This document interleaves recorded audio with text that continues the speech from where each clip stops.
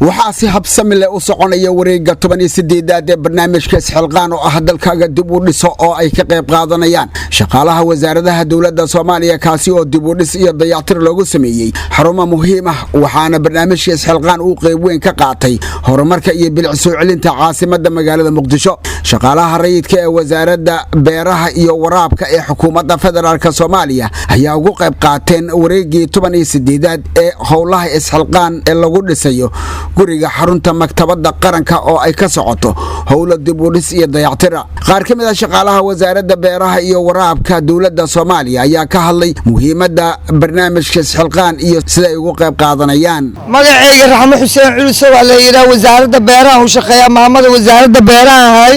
wasaaradda Beeraha waa soo dadaalnay xaggana waa dhisnay haddana waa taagana wareegi 18 u maleeyaa inaan marayno Allah nala garab galo dowladeynana Allah khayr siiyo dhulkayna waa dhisanay waxayna waa samaysanay alxamdulillah shukri intii noo dhimana dhamaan Allah noogu dhameystiro wuxuuna Allah naga qabto magacayga saddexan waxa la yiraahdaa dhibo xajihood dhaqane waxaan lahay shaqaalaha wasaaradda Beeraha ee xukuumadda federaalka Soomaaliya ilaa 2007 insha Allah taala wasaaradda Beeraha markasta Isxilqaan waxaan heegan u nahay in aan ka howlgalno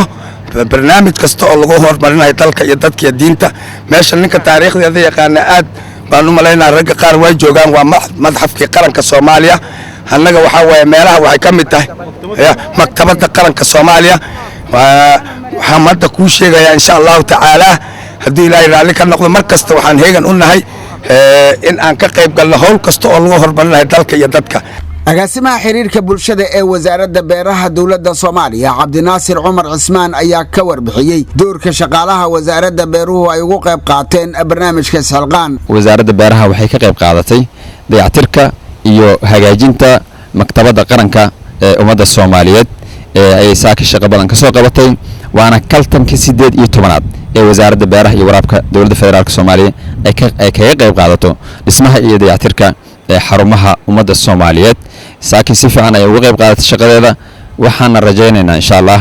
inta dhiman in ay ka qayb qaadan doonto dhismahooda iyo dayactirkooda barnaamijka Isxilqaan ayaa waxaa lagu soo dhisay xarumo muhiim ah sida tiyaatarka qaranka maktabadda qaranka madxafka qaranka iyo xarumo kale oo muhiim u ah bulshada Soomaaliyeed Muuse Cismaan Abtow telefishinka qaranka Soomaaliyeed Muqdisho